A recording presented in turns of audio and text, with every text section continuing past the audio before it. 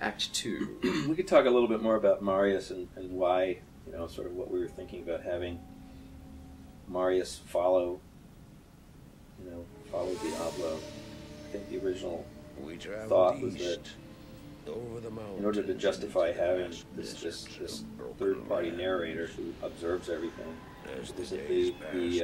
that Diablo recognized he was weak and could sort of control him in a way, and eventually use him to keep one of the stones safe while Dale went off and did his shenanigans.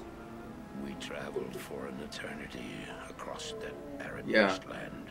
You know, one thing that Scott pointed out earlier is that our intention at the beginning of this project was to do it in such a way that when you viewed these things end to end, it would tell a story and it would all make sense. And I think we were somewhat successful with that. We really kind of discovered as we went along that we had to modify that goal a lot, because the reality was it also had to work within the context of the game. And things happen when you work on a game, like you can't give away too much of the story at a certain point because you don't want to let the player in on what's going on.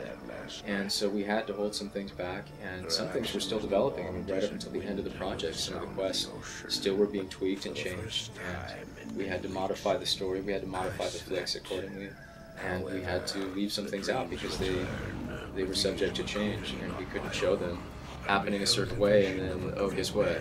They got changed in the game, and they happened in the wrong game. So I think that when you view these things end to end, if you don't know what's going on, it's kind of hard to tell what's going on outside of the context of the game. This guy here is Tal Rasha. He is the one who held Baal within him in a prison, in the same way that the Wanderer was holding Diablo, and eventually the demon took him over as well, as we find out later.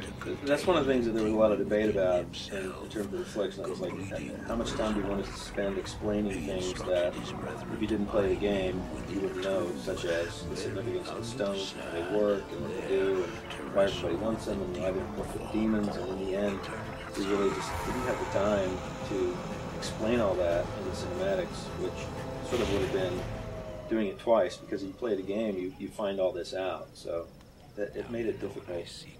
It's one of the more successful uses of fire.